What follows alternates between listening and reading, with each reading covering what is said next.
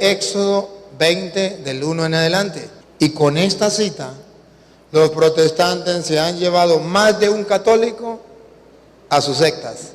Bueno, este video lo voy a hacer no de manera tan profesional, sino más bien de una forma muy rápida, porque quiero abordar el tema de la idolatría, en referencia a algunos de los argumentos que Luis Toro hace. ¿Y por qué lo hago? No porque quiera debatir con él ni nada por el estilo, sino porque recibo de alguna manera algunas impresiones y algunos quizá alarmados diciendo: mira, este hombre deja callados a algunos pastores evangélicos, deja callados a algunos hermanos con sus argumentos y de alguna manera piensan que no hay cómo responder a esos argumentos. Yo quiero que miremos, revisemos por un momento algunos de los argumentos de él. Voy a poner algunos videos cortos de lo que él menciona y de sus argumentos y cómo algunos pareciera tener una lógica impresionante. Ahora hay que reconocer algo, y es que Luis Toro es un apologista o apologeta, como lo queramos llamar.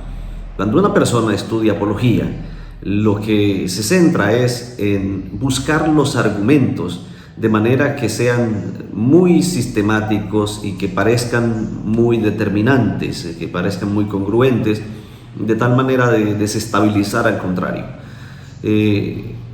La respuesta a los argumentos o a las preguntas que se hace a un apologista tienen que ser muy bien pensadas.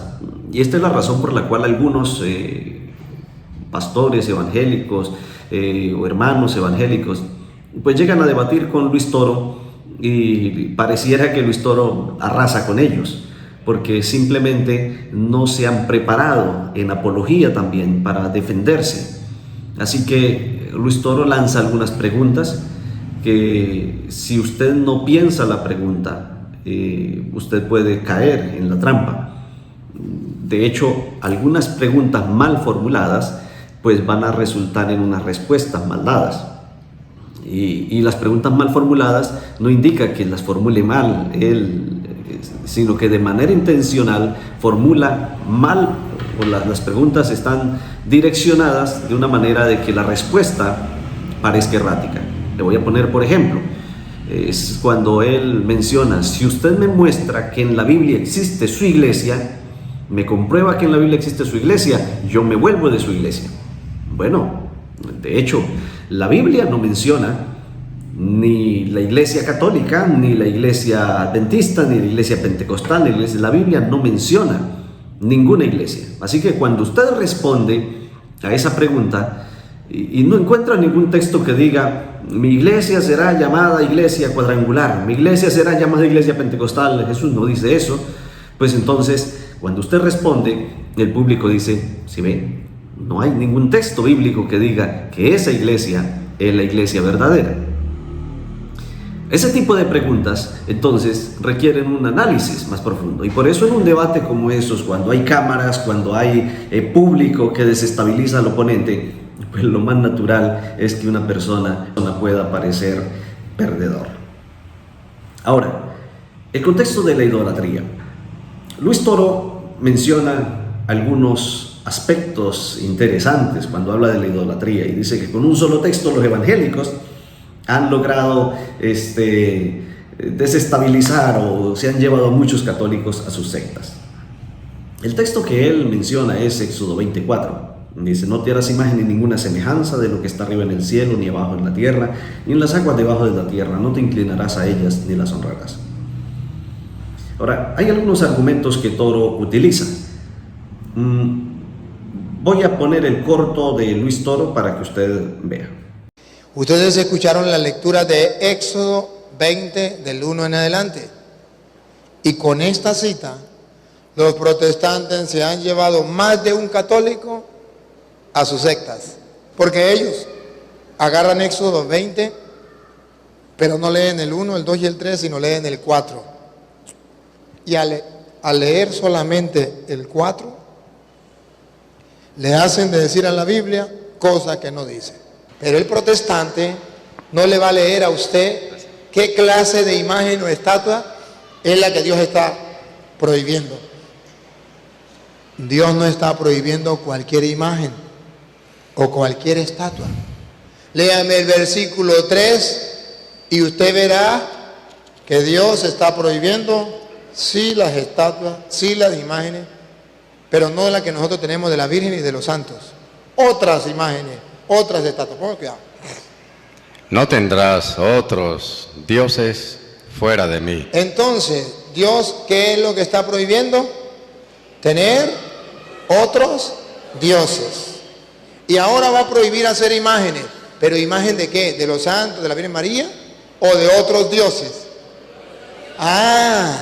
Entonces los protestantes le leen a usted solamente el 4. No le leen ni el 3 ni el 6. Porque en el 3 y el 6 aclara qué es lo que Dios prohíbe. No le sirva a esos dioses, porque yo soy un Dios celoso. A ver, pregunto, ¿será que Dios no cela con una imagen? Usted, marido, ¿sería capaz de celar a su esposa con la imagen del Libertador que está en la plaza? Loco. Pero si algún día encuentra a su esposa con la imagen, una fotografía del vecino diciéndole, mi vida, mi amor, te amo, te adoro, yo soy la vaca, tú eres el toro, mi vida. Ahí sí usted siente celos, porque detrás de esa imagen hay otro hombre. Ahí sí siente celos. ¿Cómo sabemos que la Biblia está prohibiendo las imágenes de otros dioses? Fácil. No tendrás otros dioses fuera de mí, no te hagas imagen, no te postres ante esos dioses, ni le sirva a esos dioses, porque yo soy un Dios. Entonces los protestantes engañan a los católicos diciendo, hay que destruir las imágenes. Deuteronomio capítulo 7, versículo 25. Sí, Dios manda destruir las imágenes, pero ¿cuáles imágenes? ¿La de los santos? ¿La de la Virgen María? Vamos a ver, Deuteronomio capítulo 7, versículo 25. Ustedes quemarán las imágenes de sus dioses. ¿De qué? De los dioses. No deben quemar la imagen de la Virgen María, porque ella no es Dios. La de los santos, eso no es Dios. Quemarán las imágenes de los dioses. Y a esos dioses que no son Dios del cielo, se le llama ídolo. ¿Qué es un ídolo? Un Dios falso. Por eso ustedes verán que el pecado de tener otro Dios, la Biblia lo llama idolatría. Dios no está prohibiendo las imágenes, porque si Dios prohibiera las imágenes, no llamaría el pecado idolatría. ¿Cómo se llamaría el pecado? Imagenlatría. La Biblia prohíbe es la idolatría. Prohibido tener ídolos. ¿Y qué es un ídolo? Un Dios falso. ¿Cómo sabemos que Dios no prohíbe las imágenes? Porque mandó a hacer la imagen de una culebra. Y además nos enseñó que una persona a través de una imagen podía curarse. Los protestantes no saben eso. A ver, Éxodo capítulo 25, versículo 18. Vean ustedes que Dios desde las imágenes le da mensajes al pueblo. Asimismo, harás 2 querubines de oro macizo. 2 querubines de oro macizo, imágenes de lo que hay arriba en el cielo. Y los pondrás en las extremidades de la cubierta. Pondrás un querubín a una extremidad y el otro en la otra. Formarán un solo cuerpo con la cubierta a sus 2 lados. Y ahora presten atención, por favor. Los querubines extenderán sus alas hacia arriba y sus alas cubrirán el lugar del perdón. Estarán de frente el uno al otro y sus caras mirarán hacia el lugar del perdón. Lo pondrás sobre el arca y pondrás dentro de ella el testimonio que yo te daré. Y oiga lo que viene. Allí me encontraré contigo. Me encontraré contigo. Para darte mis órdenes. Para darte mis órdenes, pongan atención. Referentes a los hijos de Israel. Te hablaré. Repítalo. Te hablaré. Por tercera vez. Te hablaré de encima del lugar del perdón, de en medio de los dos querubines puestos sobre el arca del testimonio. Ahí te dejo ese caramelo de chocolate de fresa. Dios le habla a Moisés de en medio de dos imágenes. Dios no prohíbe las imágenes. Ok, Toro dice que hacer imágenes no es malo, y yo estoy de acuerdo con eso, porque lo que él dice en cierta medida es verdad. Dios mandó a hacer imágenes en el santuario, mandó a bordar imágenes en las cortinas. Hacer imágenes no está mal. Hay que mirar el mandamiento en todo su contexto, porque el mandamiento en todo su contexto dice: no te inclinarás a ellas ni las honrarás. Así que no solamente se trata del tema de hacer imágenes, sino también de inclinarse y honrarlas. Ahora, él menciona que el tema es hacer ídolos. Ahora, Toro dice que la imagen de María y de los santos no son ídolos, y que como no son ídolos, entonces no es pecado. Así que ningún protestante, dice él, y me gusta cuando usan la palabra protestante, porque yo me considero protestante, porque el cristiano tiene que ser protestante contra el error. Entonces, él dice que los protestantes acusan a los católicos, y entonces el pobre católico se siente allí como apaleado, pero que realmente esos no son ídolos, sino que los ídolos son los dioses que tenían los paganos. Bueno, y aquí es donde entramos en un desacuerdo total con Luis Toro. De hecho, él pone allí una analogía, ¿no? Que Dios es celoso es con esos ídolos, que Dios no cela con una imagen, Dios cela es con los ídolos. Y pone la historia del vecino con la vecina que ve la foto del vecino y entonces lo desea porque detrás de eso hay una persona real, y entonces ahí sí el marido puede ponerse celoso. Ok, el silogismo y la comparación es convincente, pero hay algo. Yo quiero que vayamos a la Biblia y veamos, vamos por partes, ¿no? Vamos a establecer qué dice Dios acerca de Él mismo. En Deuteronomio 32:39 dice: ved ahora que yo soy el Señor, y fuera de mí no hay Dios. Yo hago morir y hago vivir, yo hiero y yo sano, y no hay quien pueda librar de mi mano. Deuteronomio 32:39 dice que no hay otro Dios. En otras palabras, no habría ídolos, no hay otros ídolos, no hay otro Dios, fuera de Dios no hay nadie. Pero en Éxodo 34:14 dice: pues no adorarás a ningún otro Dios, ya que el Señor, cuyo nombre es celoso, es Dios celoso. Ahora allí Dios está diciendo: no adoren a otro Dios, pero en otra parte dice: no hay otro Dios. Y dice que es celoso con esos otros dioses. ¿Y cómo es eso entonces? Si no hay otro Dios, ¿cómo es posible de que entonces Dios se ponga celoso por otros dioses?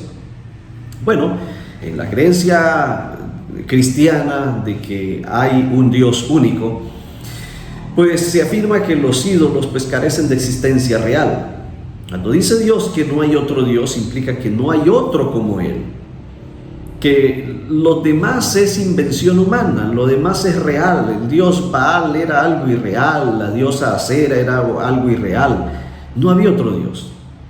Pero el problema de los celos de Dios es porque los seres humanos ponían su confianza en cosas irreales. Y cuando tú pones la confianza y adoras objetos o cosas que no son Dios, eso se convierte en un ídolo. Ese es el concepto del ídolo. Y por eso Dios dice: no adoren esos ídolos porque yo soy celoso.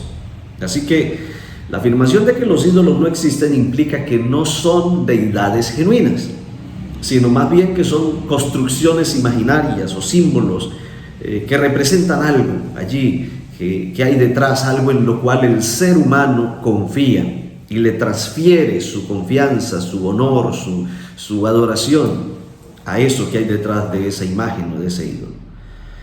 En Isaías 37:20 dice: y ahora, Señor Dios nuestro, líbranos de su mano, para que todos los reinos de la tierra sepan que solo tú, oh Señor, eres Dios. También aquí está hablando que solo Dios es Dios, no hay otros dioses. En Isaías 44:8 dice: no tembléis ni temáis, No lo he hecho oír yo, lo he anunciado desde hace tiempo, vosotros sois mis testigos. ¿Hay otro Dios fuera de mí o hay otra roca? No conozco ninguna, dice el Señor. En 1 Crónicas 16:26 dice, porque todos los ídolos, los dioses de los pueblos son ídolos, mas el Señor hizo los cielos. En otras palabras, no hay nada real, solo Dios, el Señor creador, es el que hizo los cielos. Ahora, Dios establece en su palabra que Él es el único Dios, que los demás no son dioses, que los demás son ídolos. Y es con esos ídolos que Dios se pone celoso. Es cierto, es con los ídolos. Por ejemplo, en Levítico 19:4 dice, no os volveréis a los ídolos, ni haréis para vosotros dioses de fundición, yo Jehová vuestro Dios. Ahí estamos de acuerdo. Cuando Dios le prohíbe al pueblo hacer imágenes, cuando Dios le prohíbe al pueblo hacer imágenes de talla, de fundición, está prohibiendo la idolatría y que el pueblo no llegara a ser dioses. De hecho, allá en Éxodo 32, cuando el pueblo levantó el becerro de oro, ese becerro era en honor a Jehová, porque dice el texto que levantaron la estatua y entonces dijeron, mañana será fiesta en honor a Jehová, y al Señor no le gustó eso, que lo representaran con ese becerro, porque Dios le había mandado, no hagan ídolos para adorar ni a Dios a través de los ídolos, ni a ninguna otra deidad, ni a ningún otro Dios. Ahora, en Deuteronomio 32:21 dice, ellos me han provocado a celo con lo que no es Dios. Miren lo que dice el texto, me han provocado a celo con lo que no es Dios. O sea, no es que sea verdad que hay un Dios, otro Dios fuera de Dios, pero con lo que no es Dios me han provocado a celo. Dice, me han irritado con sus ídolos, yo pues los provocaré a celos con los que no son un pueblo, los irritaré con una nación insensata. Deuteronomio 32:21. Ahora, lo que no es Dios y se le rinde la honra, la gloria, la veneración como si fuera Dios, se convierte en un ídolo. Y ese es el concepto de la Biblia. Entonces, hay un árbol que no es un Dios, pero usted comienza a rendirle culto a ese árbol, comienza a rendirle alabanza a ese árbol, comienza a inclinarse ante ese árbol se convierte en un Dios para usted, aunque no es un Dios real, pero Dios no aprueba eso. Así que lo que no es Dios, si se le rinde la honra, se le rinde lo que Dios se merece, se convierte en un Dios. Por eso la Biblia habla de Dios no solamente de los dioses cananeos, no solamente está refiriéndose a las imágenes que hacían los cananeos, sino que cuando habla de idolatría y habla de dioses, también se puede convertir en Dios cualquier cosa. Por ejemplo, en Filipenses 3:18 dice, porque por ahí andan muchos de los cuales os dije muchas veces, y aún ahora lo digo llorando, que son enemigos de la cruz de Cristo, el fin de los cuales será perdición, cuyo Dios es el vientre. O sea, el vientre era el Dios de ellos. Otras versiones dicen cuyo Dios es el apetito, otros dicen cuyo Dios es la glotonería. Así que si ellos servían y vivían para servir a sus vientres, para servir a sus estómagos, ese se había convertido en el Dios de ellos. Por otro lado, en Mateo 6:24 dice, nadie puede servir a dos señores, porque odiará a uno y amará al otro. Se dedica al uno o desprecia al otro. No podéis servir a Dios y al dinero o a las riquezas. Así que el dinero se puede convertir en otro Dios. Así que cuando Luis Toro pone el billetico allí a hablarle, aunque el billete no hable, pero mucha gente mata por ese billete, mucha gente hace transacciones, negocios turbios por ese billete, mucha gente vive y sirve para esos billetes, se convierten en el Dios de ellos. Por eso, cuando habla de la idolatría o de los ídolos, se menciona en el contexto de servicio, de adoración. No se menciona solamente en que tienen una imagen y ya, una estatua y ya. No, es que sirven a esas imágenes. Por ejemplo, en Jueces 3:7 dice, y los hijos de Israel hicieron lo malo ante los ojos del Señor, y olvidaron al Señor su Dios, y sirvieron a los Baales y a las imágenes de acera. ¿Cómo sirvieron? Pues les ofrecían sacrificios, pues les rendían culto, pues les hacían peticiones, pues creían en ellos, etc. Esa es la forma como servían. En Jueces 17:5 dice: y este hombre Micaía tenía un santuario, e hizo un efod e ídolos domésticos, y consagró uno de sus hijos para que fuera su sacerdote. ¿Qué hizo? Hizo un efod, hizo ídolos domésticos y consagró a uno de sus hijos. O sea, comenzó a tratar ese ídolo como si fuera Dios, al punto que le puso una persona para que sirviera, para que oficiara el culto a ese Dios. Un ídolo que no era nada, un ídolo que hizo Micaía. No era un Dios de las naciones paganas, era algo que él hizo, pero ahora eso se constituyó en un Dios porque él comenzó a darle servicio y adoración y a tratarlo como si fuese un Dios, algo de mucha importancia para él. Salmo 31:6 dice: aborrezco a los que confían en ídolos vanos, mas yo confío en el Señor. Noten el asunto, es la confianza. Cuando yo trato de confiar en algo, en alguien, aparte de Dios, dedico mi confianza hacia Él y la aparto de Dios, eso se me convierte en un ídolo. Ahora, ¿qué dice Segunda de Crónicas 24:7? Dice: porque los hijos de la perversa Atalía habían forzado la entrada a la casa de Dios y aún habían usado para los Baales las cosas sagradas de la casa del Señor. Habían tomado las cosas sagradas de la casa de Dios, del templo de Dios, y la habían usado para el culto de los Baales. Eso era la idolatría. En 2 Reyes 21:21 dice: pues anduvo en todo el camino que su padre había andado y sirvió a los ídolos que su padre había servido y los adoró. Ahí habla en el contexto de adoración también. Adorar los ídolos. Dice Salmo 97:7: avergüéncense todos los que sirven a las imágenes de talla, los que se alaban de los ídolos, los dioses todos a él se encorven. Está mencionando que será una vergüenza para todos aquellos que sirven a imágenes de talla. Así que está nuevamente el contexto de servicio, adoración, confianza que Dios se merece y es puesto en otra cosa, en otra persona, en otro asunto. Eso es idolatría. Ahora, Isaías 42:7: serán vueltos atrás y en extremo confundidos los que confían en las esculturas y dicen a las estatuas de fundición: vosotros sois nuestros dioses. Confían en las esculturas nuevamente.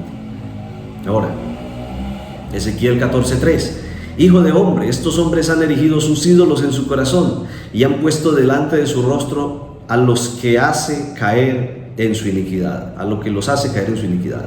¿Me dejaré yo consultar por ellos?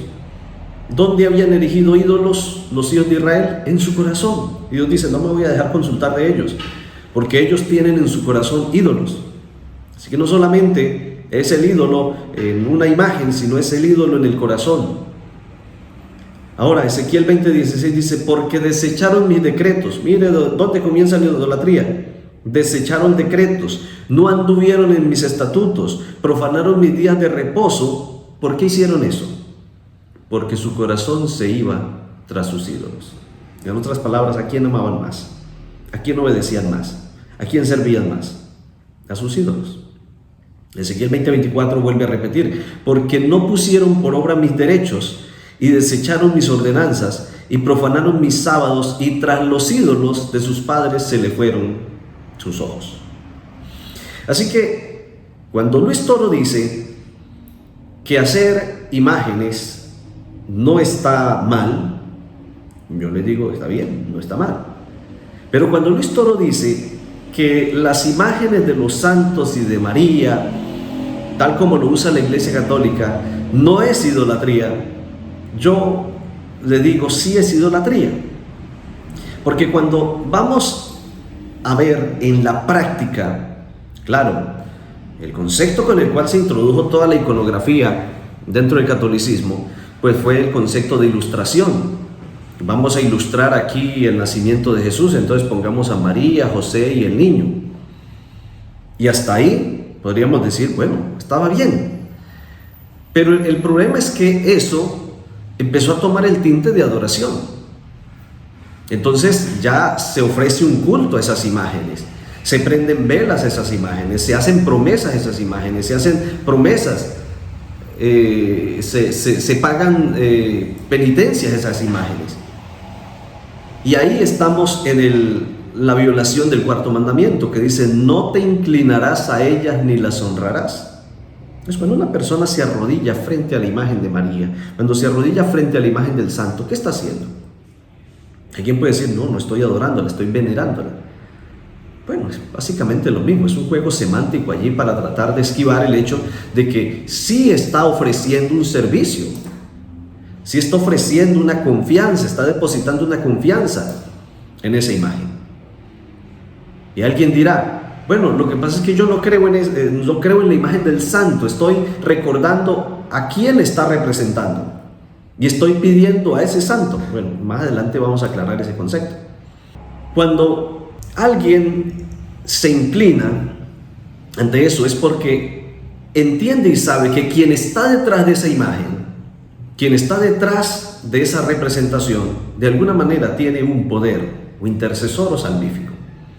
Cuando tú te inclinas, cuando tú prendes una veladora, cuando das una ofrenda a alguna de esas imágenes, echas una moneda dentro del cofre donde están las imágenes, es porque de alguna manera tú confías en que quien está detrás de esa imagen, es decir, la Virgen o los santos, van a poder darte algo de sus gracias. ¿Qué dice la Escritura frente a eso? En 1 Timoteo 2:5 dice: porque hay un solo Dios y un solo mediador entre Dios y los hombres, Jesucristo hombre. Así que cuando se habla de que estos santos tienen el poder de mediación, no es real. La Biblia menciona que hay un solo Dios y un solo mediador entre Dios y los hombres. En Hechos 4:12 dice: y en ningún otro hay salvación, porque no hay otro nombre bajo el cielo dado a los hombres en que podamos ser salvos. Y eso concuerda con Apocalipsis 4:5, porque cuando en la visión celestial los ancianos buscan en la tierra, en el cielo, a alguien que fuera digno de abrir el libro y desatar sus sellos, dice: no encontramos a ninguno, no había nadie digno. El único digno era el león de la tribu de Judá, es decir, Cristo Jesús. Ahora, Hebreos 4:15 nuevamente dice: no tenemos un sumo sacerdote que no pueda compadecerse de nuestras debilidades, sino uno que fue tentado en todo según nuestra semejanza, pero sin pecado. Acerquémonos pues confiadamente al trono de la gracia para alcanzar misericordia y hallar gracia para el oportuno socorro. Siempre está refiriéndose hacia Jesús.